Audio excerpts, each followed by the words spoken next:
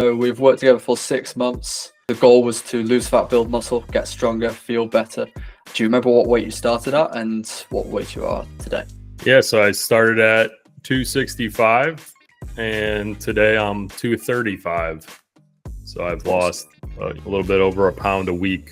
Awesome. Tell me a little bit about your strength as you remember it before, because the way we do things, obviously, with every client is get strong at calisthenics stuff as you're trying to lose fat so that you can build muscle. Everyone starts at different places, different levels of strength. Can you remember what you found difficult when we started and how is that today? I've done a little bit of weightlifting in the past, probably 10 years, but not very consistently. When I started 6 months ago, I hadn't really been doing any strength consistently at all. And so I specifically remember, especially the body weight exercises, like the chest dips and the chin ups where I needed the assistance.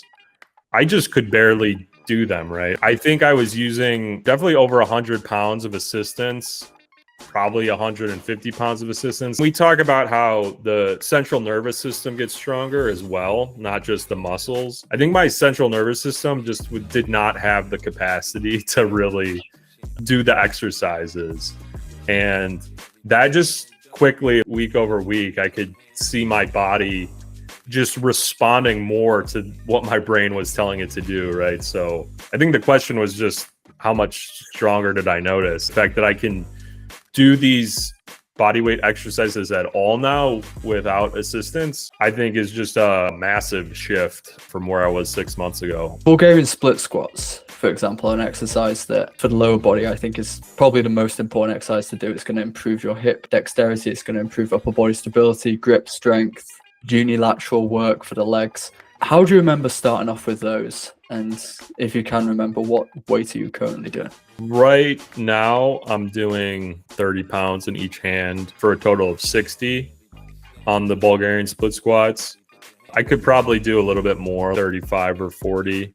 When I started, I really feel like I was just struggling to do body weight Bulgarian split squats. That particular exercise too, regardless of what weight I'm doing, it's kind of like you said, pretty much everyone doesn't enjoy Bulgarian split squats, but I can tell that is just the most intense exercise I do. This as far as how much my, again, central nervous system needs to work to do the squat.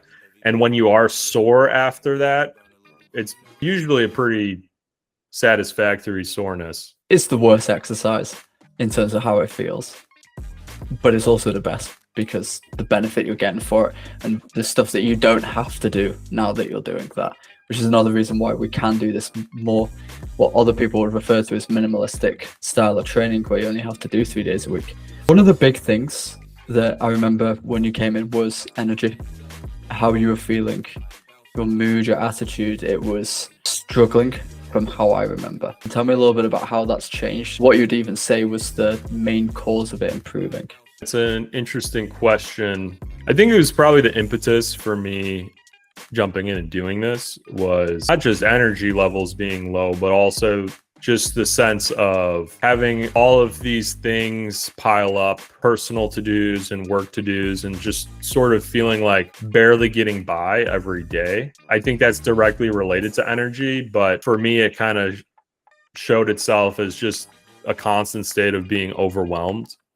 Going through this, it's hard to know if these things are related, but I went from just being a software developer, one is what I do for work, and now I'm a software team lead. I think I was already doing pretty good work. I think the level at just how I can show up every day and just continually contribute probably played a role in getting more responsibilities. It's something I have to be careful about because with more energy, I don't just want to put that all into one thing, right? I can just tell day to day the effectiveness I have just putting in good work and then also making sure the kitchen's clean and making sure I have a meal ready to go without really having to use much willpower, I think is really a blessing.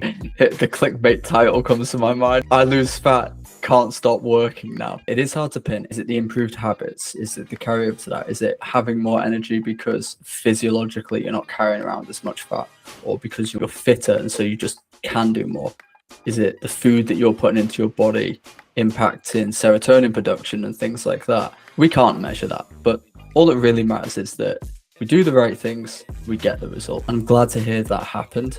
I always like to hear that people are doing better in their careers as they lose fat, because it is one of the main BS objections that we put in our mind, where it's like, let's not try to lose fat or try to get in shape or pursue a physical goal now because I've got work. We're always going to have work. We're always going to have goals. I think it's always better to pursue your best self, and it typically carries over. How would you say that this process, whether it be the fat loss, the strength gain, or anything else, has improved your mental well-being? That one's even trickier to answer, I would say. I'm just someone who has struggled with mental health issues in the past. I could say right today, I have no concerns about my mental health. I think the biggest benefit is probably I'm not depressed at all. I specifically never had depression exactly in a clinical sense. I think I just have more of a natural optimism as far as thinking I can get things done. It's not necessarily like I think the world out there is all roses and whatever, but just more that it doesn't affect me internally as much and doesn't prevent me from doing more in my life. In fact, I think it's just an encouragement. Feeling good and knowing that there's things to fix out there increases my drive and ability to do things. Tell me what your experience is with the program, in the sense of what did you find hard and what did you find easy? In some ways, just in general, I think it was surprisingly easy, because all of the little adjustments that were difficult were just that, little adjustments over time. So I didn't think that there was any one day where it just felt like, oh, this is so impossible. When I was eating really good, if I was still a little bit hungry, it's a different kind of hunger, right? Because I know that if I eat a bunch of candy, for example, I could like pretty much eat it endlessly, but it won't completely satisfy me in a different way. Part of the reason I think the habits are going to continue to stick here. There was never a moment where I felt that it was super difficult. What, if anything, the last few years have you tried? What's worked, what's not, before you got into this program? Looking back, nothing really worked, because I know that when I was, a little over 10 years ago, I was like 190, 200 pounds in my teenage years.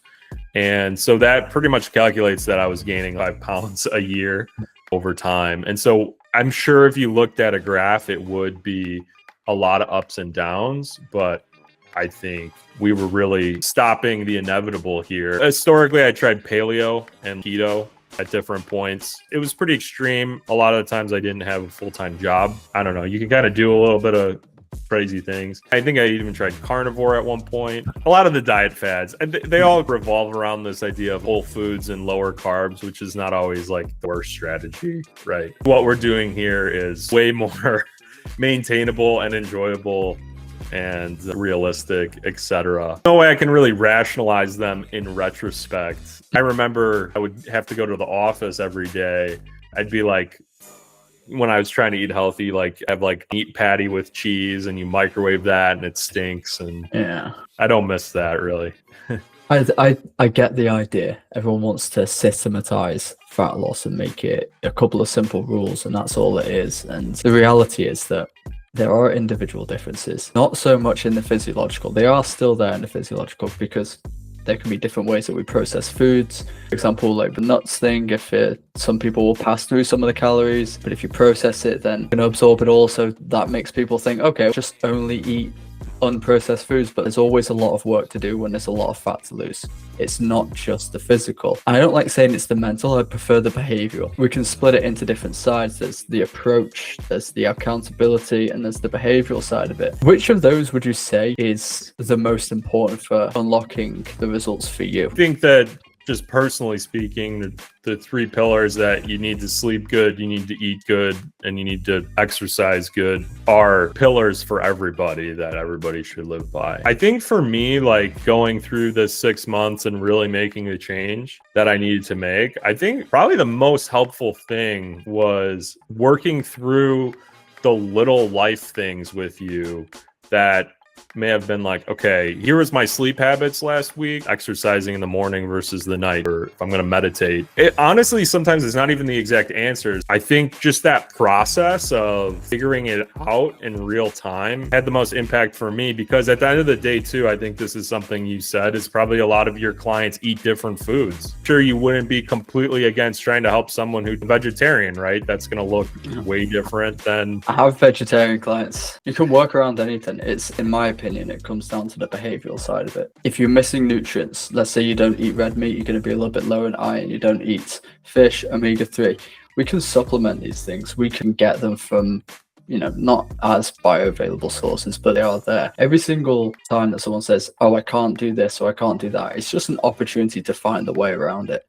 And that's why I think that just do the keto diet or just do the paleo diet, it ignores the behavioral side and it ignores your values as well. Like, you've got more than just work, lose fat and build muscle in your mind. We've got relationships, we've got goals, and it has to match in terms of the hierarchy of importance there. To add like a little bit of further detail, right? Like a big breakthrough for me was determining it's okay to just have 2 meals a day. And it's okay that I really like these certain foods, but what exactly they are the amounts that are good, timings for me, right? And it's all personal to me, because you can still eat the same foods at different times of the day in different amounts for different people, right? Like catering it to me and how I feel that week, I think is really what makes it doable. How do you find the approach that we took for fitting around travel and relationships and things like that? We were just pretty realistic about it. You gave me a lot of good advice for those weeks, and I think that if I take vacations in the future, there's definitely things that I learned about that working together that I will certainly eat healthier, potentially exercise more on vacation than I ever would have had I not gone through this program. What type of person would you recommend for this coaching? I don't know how to answer it besides just saying everyone. I don't want to like oversell it either necessarily. Just don't really see who like wouldn't benefit. I would say maybe if you have a 6-pack and you're super healthy, then maybe that like it's less necessary. I wish I could get all my friends and family to just do it, right? But you have to be willing to spend the money and do the work. So wanting to invest in themselves, again, both monetarily and putting in the work,